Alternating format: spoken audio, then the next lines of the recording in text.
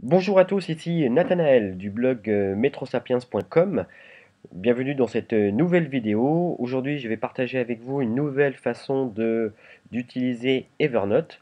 L'objectif étant aujourd'hui de pouvoir montrer comment avec un outil gratuit tel que Evernote, eh bien, on peut se créer un outil CRM, un outil de la gestion de la relation client gratuit, facile, maniable, transportable.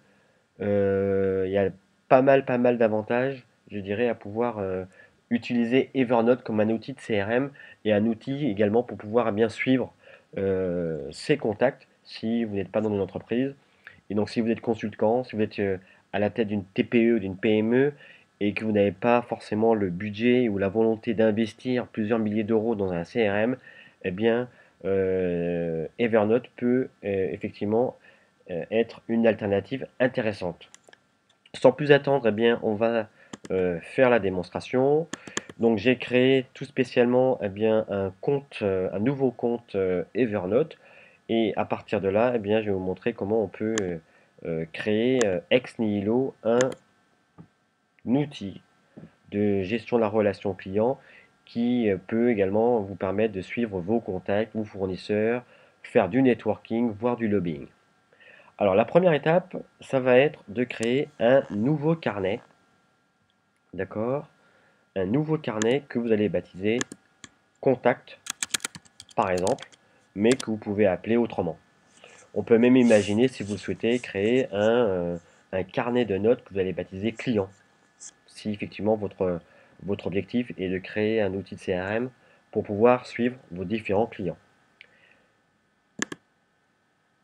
Donc voilà, donc j'ai créé donc le carnet de notes très simplement ici. Donc vous avez vu comment j'ai fait. Nouveau carnet de notes, c'est facile, c'est intuitif.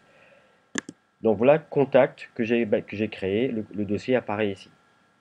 Donc comme je l'ai dit, vous pouvez subdiviser, créer un carnet client, un carnet grand compte, un carnet euh, fournisseur, par exemple. Voilà, vous pouvez vraiment laisser courir votre imagination en adaptant à vos besoins de votre activité, de votre entreprise. Donc très simplement, on a créé donc un premier carnet de notes qui s'appelle donc contact. Et donc maintenant, je vais créer une note, d'accord, que je vais rentrer tout de suite dans mon carnet de notes contact. Voilà. Et donc, dans mon contact, on va prendre un exemple pour pouvoir vous montrer comment ça se passe. Donc, je vais prendre comme exemple, eh bien, Manuel Valls. Manuel Valls. Et à partir de là, c'est un outil de relation client. Donc, l'objectif pour moi, c'est, je dirais, de pouvoir suivre ce contact. Pas forcément de rentrer toutes les infos, mais on peut effectivement mettre toutes les infos concernant Manuel Valls. Alors quand je dis info, je pense à tout ce qui est email, téléphone, Twitter, Facebook. Certains sont pas trop sur cette option-là. Moi, je préfère avoir toutes les informations concernant mon contact sur la note de manière à pas à avoir à me disperser, à aller dans d'autres applications comme dans mon Gmail ou dans mon Outlook. Tout dépend du client de messagerie que vous avez pour chercher toutes les infos. Donc, en ce qui me concerne, donc, je vais pouvoir rentrer toutes les infos concernant l'exemple d'aujourd'hui, donc Manuel Valls. J'aurais pu d'ailleurs prendre un autre exemple, mais bon, c'est un exemple d'actualité. Donc, ce que je vais faire, c'est que je vais commencer à rentrer toutes les infos concernant donc l'exemple Manuel Valls. Donc, je vais rentrer les infos concernant Monsieur Valls, qui a été donc effectivement nommé Premier ministre il n'y a pas très longtemps, la semaine dernière, enfin dans la semaine. Donc, je vais pouvoir rentrer, donc voilà, donc je tape Manuel Valls, né le 13 août 1962 à Barcelone. Voilà, qu'est-ce que je pourrais rentrer? Donc Barcelone, Espagne, pour être vraiment très complet. Nommé Premier ministre. Et donc la date, je crois que c'était le 31 mars 2014. Concernant ses fonctions, je pourrais rajouter qu'il a été maire de la ville d'Évry de 2001 à 2012. 2012. Député de l'Essonne. Essonne, voilà. Entre 2002 et 2012. De 2002 à 2012. Voilà. Etc. etc. Donc vous avez compris le principe. Je vais rajouter également pour être complet qui était ministre de l'Intérieur du gouvernement Hérault.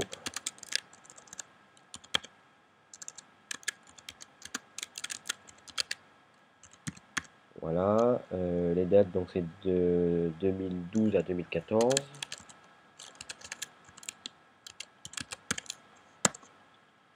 Donc voici l'idée, voilà. Donc vous avez date de naissance, son actualité récente, maire, député, ministre. Vous pouvez rajouter des éléments concernant sa biographie pour vraiment être très complet. Si vous voulez approcher la personne et vraiment connaître la personne de manière vraiment très complète. Bon, il est dans quelle ville, les contacts qu'il peut y avoir, son réseau, Anne Hidalgo, Eva Joly, Placé, sénateur Placé, le fils du peintre catalan. Voilà, donc vous rajoutez tous les éléments concernant sa biographie, concernant ce qu'il fait, de manière vraiment très complète. Si vous pouvez également rajouter des liens sur un Facebook s'il a un compte Facebook, un lien vers son compte Twitter s'il a un compte Twitter. Est-ce qu'il a un blog? Ça peut être intéressant. Est-ce qu'il a un site internet? Donc vous pouvez dans ce cas-là rajouter le site internet pour pouvoir le suivre. Qu'est-ce qu'on pourrait rajouter de plus? Est-ce que Monsieur Valls a écrit des bouquins? Ben oui, je crois qu'il en a écrit 3 ou 4. Donc un lien éventuellement vers Amazon ou la Fnac pour les bouquins. Donc la Fnac, pour avoir effectivement les différents livres qu'il a pu écrire. Qu'est-ce que je pourrais rajouter de plus? Voilà, donc l'idée c'est ça. Vous rajoutez un maximum d'éléments concernant voilà, sa biographie. Donc moi, tous mes contacts, je commence comme ça. Sa biographie, son parcours scolaire. Je crois que ce monsieur a fait un cursus d'histoire à Paris 1.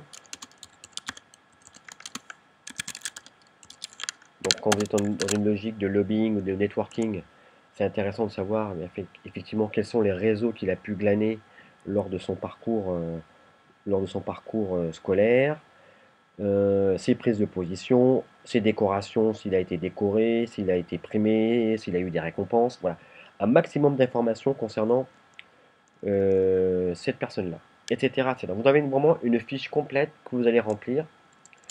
Ensuite, une fois que cette partie-là est faite, là vous avez le petit tiret qui permet de diviser et de faire la séparation.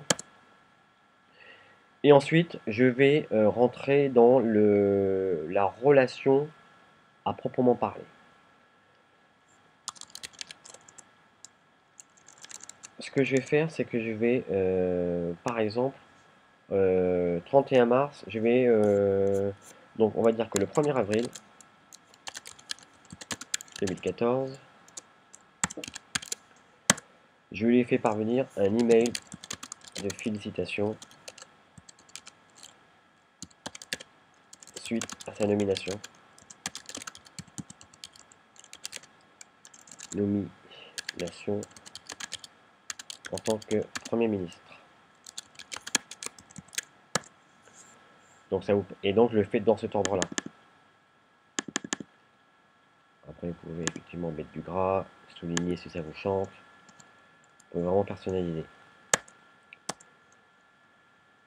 Et ensuite, pareil, petite ligne, je vais à la ligne et je le fais dans ce ordre-là. Admettons qu'il me réponde. 2 avril 2014. Voilà. Manuel. J'enlève les polices que j'ai faites.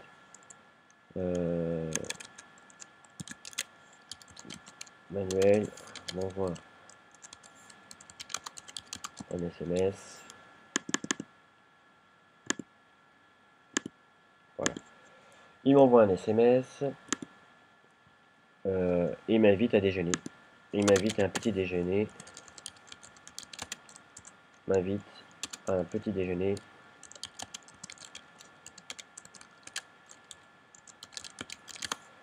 De travail. Le, je sais pas moi, le 14 avril. Donc à Matignon. Voilà un peu l'idée. Donc, si je reprends si on revient dans le monde de l'entreprise à proprement parler, vous avez envoyé un fax, vous avez envoyé une proposition commerciale, vous avez fait un travail de suivi parce que c'est un client et donc vous souhaitez simplement savoir si tout allait bien, ce qu'on appelle un appel de courtoisie, ou vous êtes revenu vers lui concernant une problématique qui vous avait fait remonter, ou vous lui avez envoyé un email concernant une promotion. Enfin, n'importe quoi. Donc vous mettez toute la correspondance, tous les échanges, et vous le faites suivre dans cet ordre-là. Très simplement.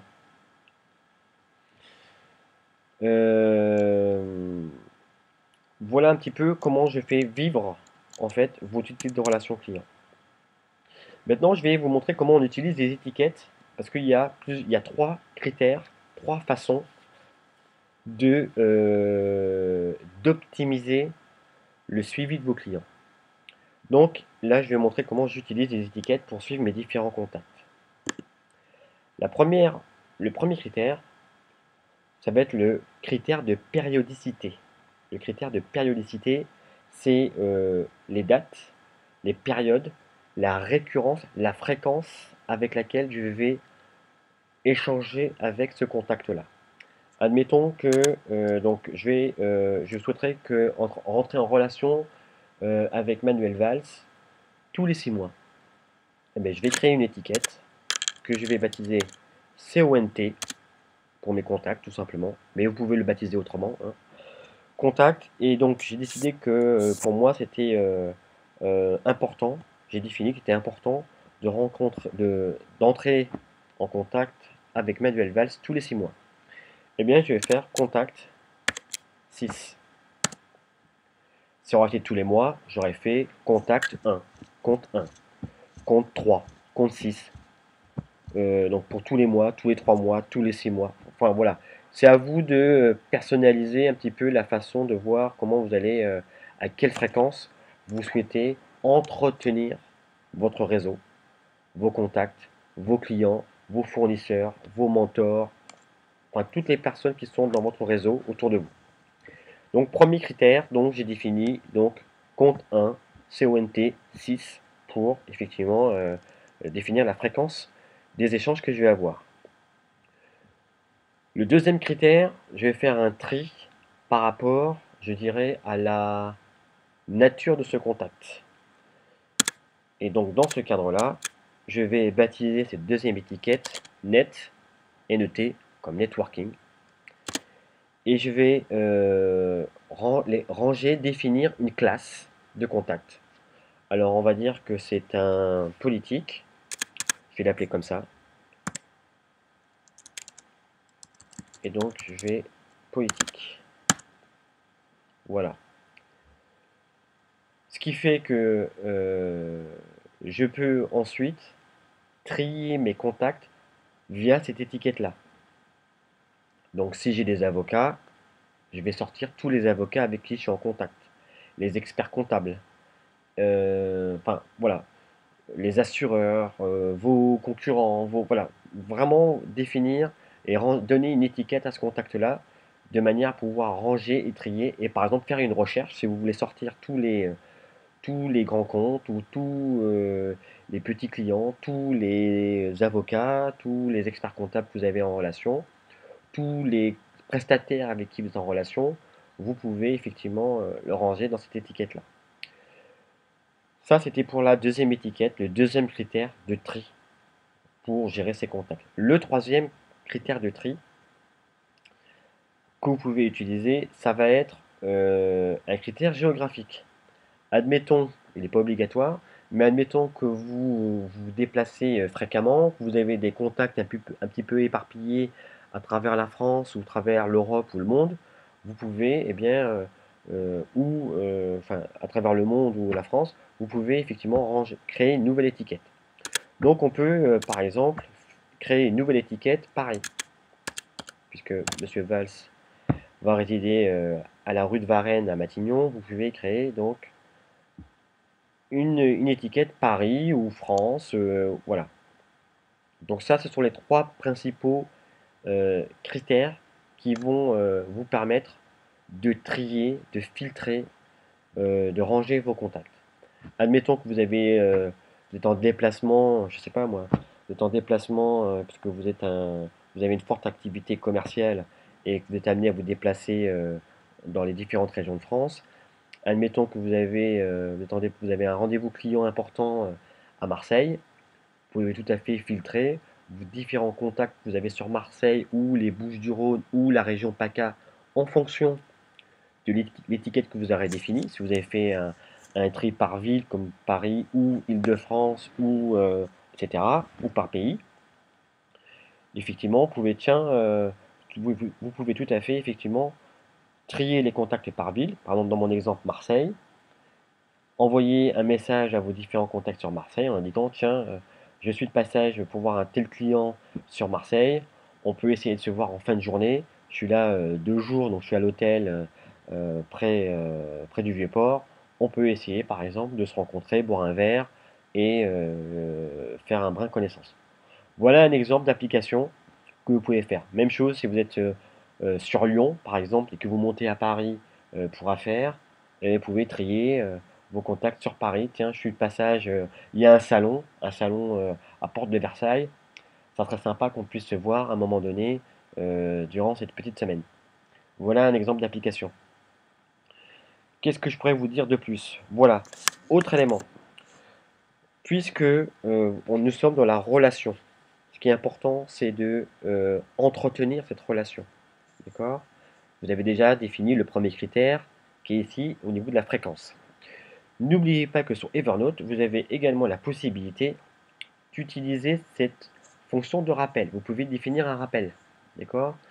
Vous avez un premier rappel, donc là dans mon exemple, Manuel Valls m'a invité à un petit déjeuner de travail le 14 avril. Je peux définir un rappel, par exemple. Donc aujourd'hui nous sommes le 12, le 14 avril, par exemple. Là c'est une fonction qui vous permet de recevoir directement les notes par email le jour de l'échéance. Là on va pas le faire, mais c'est une possibilité. Vous allez recevoir sur votre boîte Gmail par exemple l'alerte en disant voilà, vous avez défini un rappel, vous avez un petit déjeuner d'affaires avec Manuel Valls, si, si tant est que ce soit vrai. Et donc vous allez voir un rappel. Admettons que la date du 14 soit passée, et ce que vous souhaitez, c'est, puisqu'on est sur une fréquence de 6 mois, vous allez définir un rappel, par exemple dans 6 mois. Donc peut-être au mois d'octobre. Septembre, octobre, hop, je l'ai passé. Donc je vais définir une date de rappel, par exemple le 6 ou le 13. Allez, on va dire le 13 octobre, pour faire le suivi. Et donc à partir de là, vous allez pouvoir revoir les différents échanges que vous avez pu avoir avec cette personne-là, avec ce contact-là. Revoir rapidement. Ce qui est intéressant, c'est que vous pouvez rebalayer les éléments que vous avez notés concernant son parcours, etc., concernant sa bio. Ça, c'est très intéressant. Ce qui est super intéressant avec Evernote, c'est que c'est un outil qui est portable, dans le sens où vous pouvez l'avoir sur votre iPhone, enfin sur votre smartphone, et sur votre tablette. Ce qui fait que par exemple, si je suis sur le chemin de mon rendez-vous, je peux tout à fait voir sur mon iPhone ou sur ma tablette, revoir les différentes infos que j'ai pu échanger avec mon contact. Donc, qu'est-ce que je pourrais vous rajouter de plus au niveau des fonctions? Vous pouvez rajouter donc autant d'étiquettes que vous le souhaitez. Vous pouvez rajouter donc les différents liens. Si vous avez un fichier Word ou un fichier Excel, si vous avez fait une proposition commerciale, vous pouvez l'adjoindre directement dans la note. D'accord? C'est-à-dire tout simplement un copier-coller ou un drag and drop, c'est ce que je fais, un drag and drop. J'ai une proposition commerciale sur mon bureau, je la prends et je la colle. Enfin, et je la drop, tout simplement. Et donc, dans le corps de votre note, vous aurez le document que vous avez peut-être envoyé à votre contact. Si c'est une proposition commerciale, si c'est un fichier d'information, enfin, peu importe la nature du fichier, un PDF, un Word, un Excel, ça marche sur Evernote.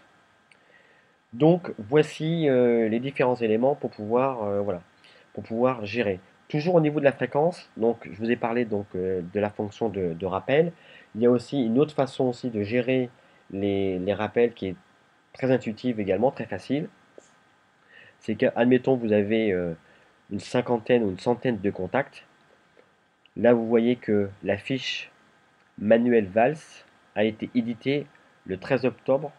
Non, non, ça c'est la date de rappel. Mais si je reviens ici, en fait, ce qui se passe, c'est quand vous allez avoir, là vous avez 17 minutes, 17 minutes, donc la fiche a été éditée il y a 19 minutes maintenant, d'accord? Il y a 19 minutes, a été édité. Quand vous allez revenir dans plusieurs jours, vous allez voir la date du jour. Donc que le 12, donc, date du jour, donc le 12 avril, cette fiche a été créée. S'il n'y a aucune action qui a été faite sur cette fiche, vous pouvez faire un tri sur les fiches qui n'ont pas été updatées. Il y aura un classement en fait par date. Donc vous pouvez faire un tri sur les dernières fiches qui n'ont pas été touchées. Donc effectivement, si vous avez fait régulièrement les différents contacts, admettons que que je fasse encore que je rentre une nouvelle info, une interaction sur cette fiche-là, eh bien, vous voyez là que ça se met ici ça se met en train d'enregistrer. Si je rajoute des éléments, eh bien lundi par exemple, le 14, la fiche aura été remodifiée donc le 14. Et donc, vous pouvez faire un tri par les fiches contacts qui n'ont pas été touchées depuis un certain nombre de temps, dans un ordre chronologique, inversé ou pas, en fonction de ce que vous souhaitez faire. Voilà ce que je pouvais vous dire concernant le tri. Donc, vous pouvez faire un tri par le rappel, vous pouvez faire un tri naturel par les dernières fiches qui n'ont pas été touchées, modifiées, updatées par Evernote. Sinon, vous pouvez tout à fait utiliser la fonction, le service IFTT et vous envoyer un email sur votre boîte Gmail par exemple, rappeler dans 6 mois, par exemple, Manuel Valls. Donc là, vous aurez effectivement le rappel sur votre boîte email. Donc voilà ce qui est le plus important, c'est la fréquence directement avec les étiquettes. Vous pouvez faire également un tri par ça. Classer effectivement par la nature, la typologie, on va dire, du contact, par le critère géographique, si vous avez vraiment besoin de l'utiliser. Voilà un petit peu comment je personnalise et je fais vivre surtout mon outil Evernote. Voilà ce que je pouvais vous dire concernant le CRM. Je pense que j'ai tout dit. N'oubliez pas de revenir vers moi si vous avez des questions. des remarques à faire concernant cette façon de gérer votre CRM. Je ne saurais que trop vous recommander de... C'est vrai que c'est un outil qui est gratuit, mais je ne saurais que trop vous recommander de basculer sur la version payante. On est à 30 dollars ou 35 dollars, donc c'est peanuts. De manière à pouvoir vraiment utiliser à 110% les fonctionnalités d'Evernote. Ce qui est intéressant notamment, c'est que vous pouvez éditer autant de fiches, euh, importer autant de documents dans les notes que nécessaire, et que Evernote est un outil qui est vraiment très puissant pour faire des recherches.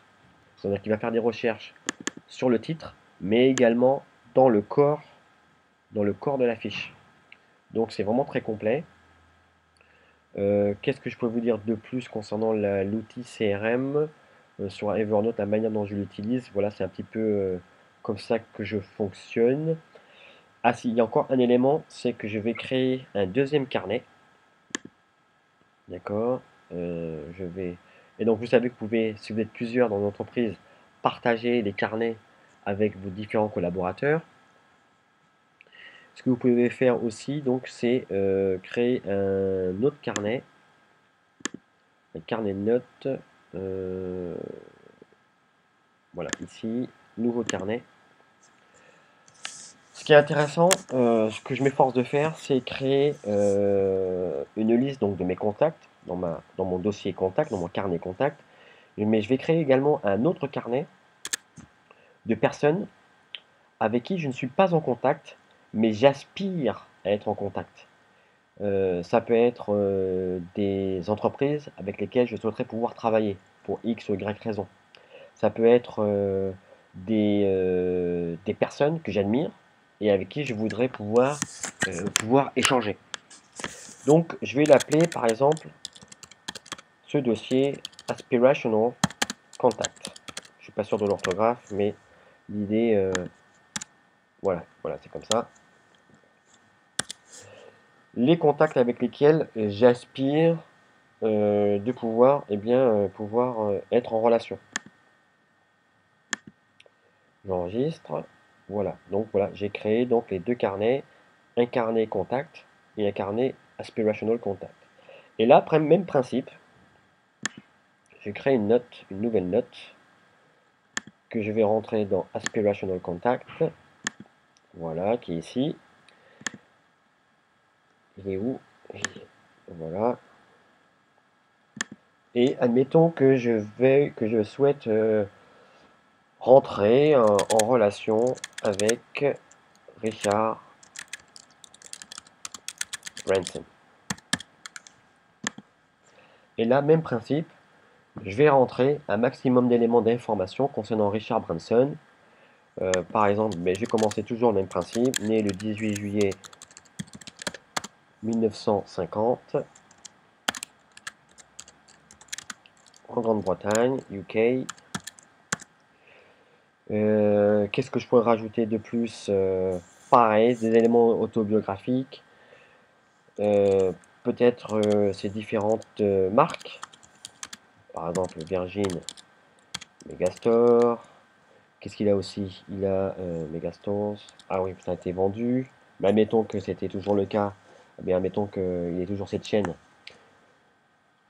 Virgin Megastore, ça peut être Virgin Atlantic.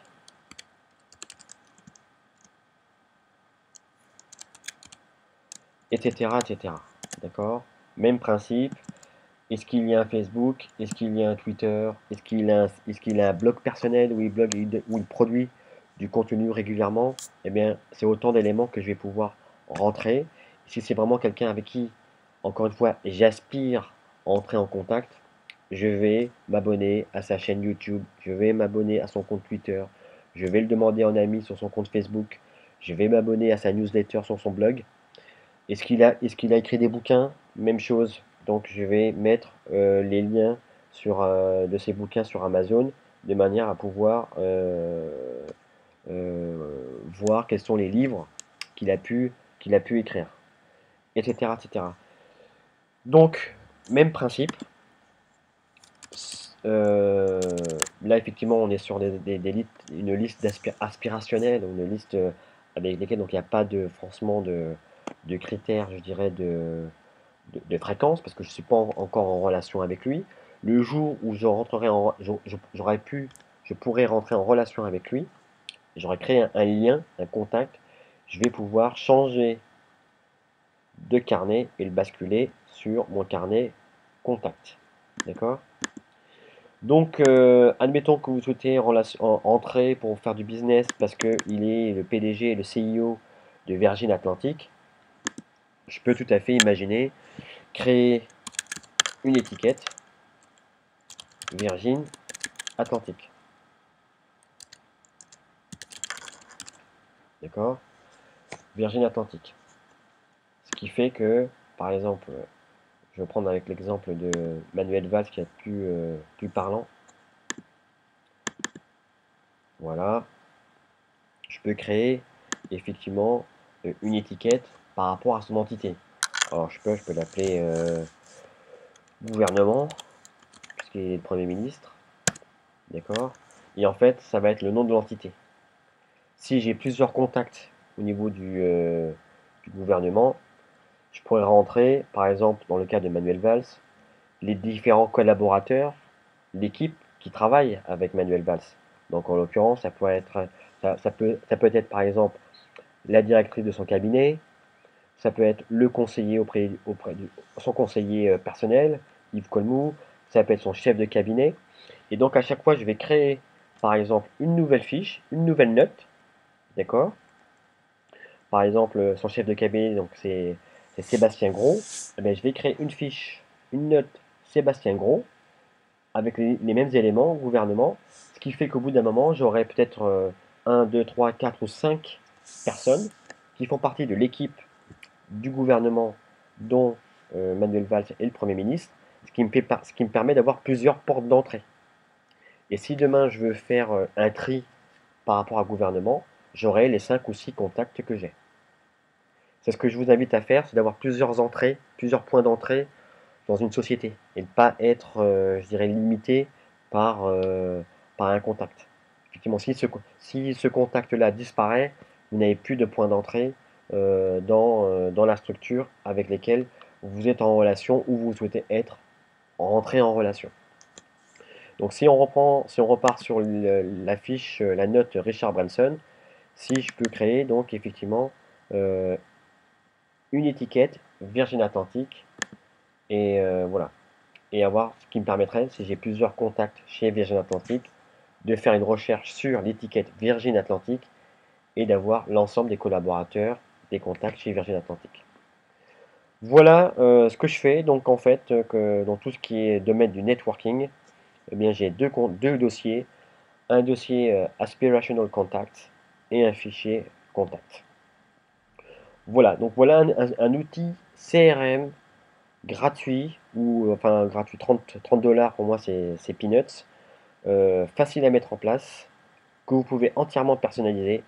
Vous pouvez adjoindre des documents Word, Excel, définir des rappels, les trier par, typologie, par fonction, ça peut être ça, par fonction, par segment, si vous faites, vous pouvez segmenter les différents clients, vous pouvez les segmenter par région, par activité, voilà.